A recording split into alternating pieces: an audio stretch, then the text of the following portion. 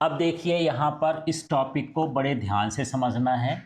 ये है अवाष्पशील विलेय युक्त विलयन के लिए राउल्ट का नियम। अब सोच रहे हो कि राउल्ट का नियम तो हम पढ़ चुके हैं, तो परीक्षा में बिल्कुल कंफ्यूज नहीं होना। एक होता है वाष्पशील के लिए, विलयन के लिए क्या राउल्ट का नियम, और एक होता है अवाष्पशील। जैसे विलेय है तो कुछ में विलेय भाप बन जाता है, कुछ में नहीं बनता है। ठीक है, तो आपको प्रश्न समझना है कि कौन सा वाला आया है। अब मान लो उसमें नहीं लिखा कि वाष्पशील के लिए है कि अवाष्पशील के लिए है, तो या तो आप दोनों लिख दो, है ना, या फिर एक ही कोई भी लिख सकते हो, ये फिर आपकी मर्जी है, वो नंबर पर डिपेंड करेगा। मेरा तो कहना है कि जब ना लिखे तो आप लिखो वाष्पशील के लिए अलग और अवाष्पशील के लिए अलग। ठीक है, तो सेम ही है, ज़्यादा अंतर नहीं है। किसी विलयन के प्रत्येक वाष्पशील अवयव का आंशिक दाब वाष्प दाब के इसके मोल अंश के क्या होता है, समानुपाती होता है।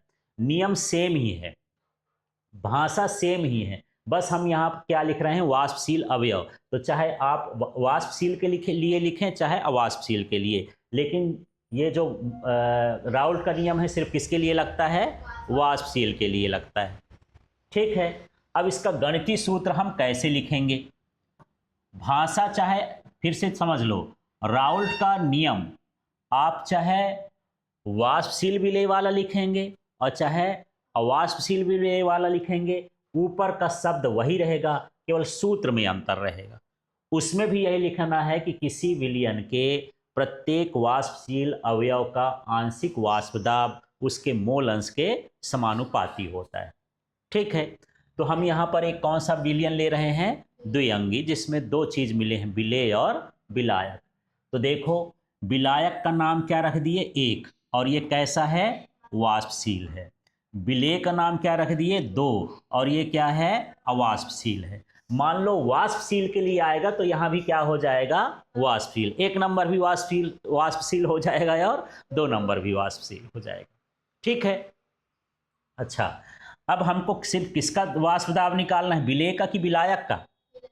हाँ, क्योंकि विलेय तो अवाष्पशील है, उसकी भाप बनेगी नहीं, तो हम लिखेंगे विलायक का वाष्प दाब राउल्ट के नियमानुसार। ये कहता है कि जो विलायक का वाष्प दाब है उसके मोल अंश के क्या होगा, समानुपाती होगा। तो विलायक के लिए हमने क्या माना है, एक, तो यहाँ पर एक माने क्या समझना है, विलायक। अब ये समानुपाती का चिन्ह हटेगा तो एक नीतांक आ जाएगा ना, तो ये P10 हो गया, ये हो गया। अब यहाँ पर हमको बता देना है, यहाँ P1 समान ताप पर शुद्ध घटक एक का क्या है, वाष्प दाब, और X1 क्या कहला गया, मोल अंश कहला गया। ठीक है, तो मुझे ये बताओ कि जब हम पीछे पढ़ चुके हैं राउल्ट का नियम और इसमें पढ़ लिए हैं, इन दोनों में क्या अंतर आया। कोई विशेष अंतर आपको दिख रहा होगा, एक अंतर अब समझो, इस भाषा में कोई अंतर नहीं आया। अंतर आया है, यहाँ वाष्पशील लिखा था तो यहाँ क्या था, अवाष्पशील। दूसरा, यहाँ हम विलायक का वाष्प दाब निकाल रहे हैं, ये यहाँ तक ठीक है। उसमें विलेय का भी निकालते थे, दो बार लिखते थे, घटक एक और घटक दो। इसमें यहाँ पर घटक दो का कोई रोल नहीं है।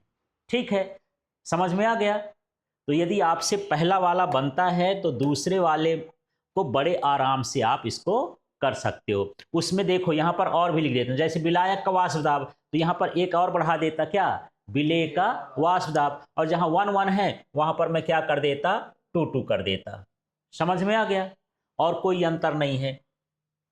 तो अब यदि हम ग्राफ खींचेंगे, तो पिछली बार खींचे थे तो ग्राफ कैसा निकला था हमारा, सरल रेखा। यहां भी ग्राफ खींचेंगे तो यहां पर किसका लेंगे, विलायक का मोल अंश, और यहाँ विलायक का क्या हो गया, वाष्प दाब। अभी हम पढ़ें कि विलायक का जो वाष्प दाब होता है मोल अंश के क्या होता है, समानुपाती। और कोई भी यदि चीज समानुपाती है तो उसका ग्राफ कैसा होगा, सरल रेखा। ये शुद्ध विलायक का वाष्प दाब है, इसमें विलेय का कोई रोल नहीं है।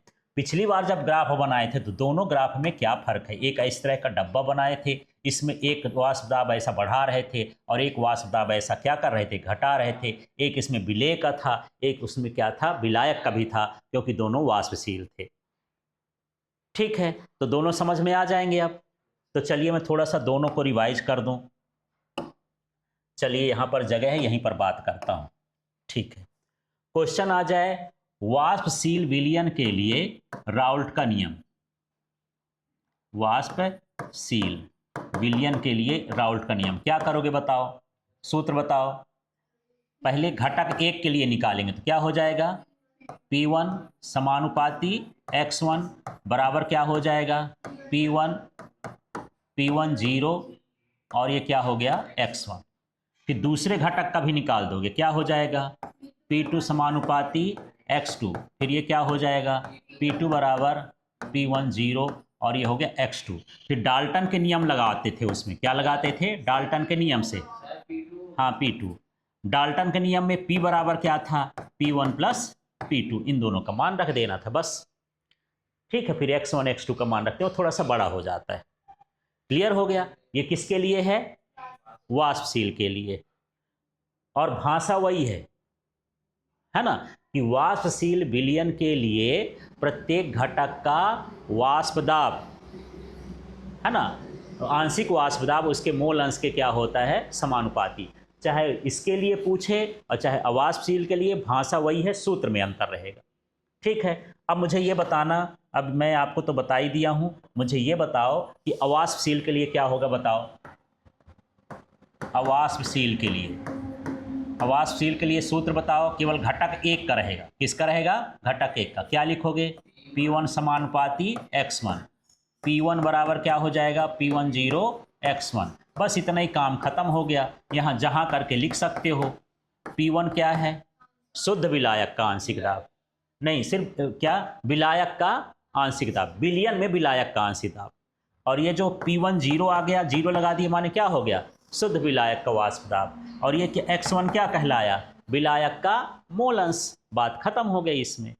ठीक है, इसमें विलेय वाला नहीं लिखेंगे। ठीक है।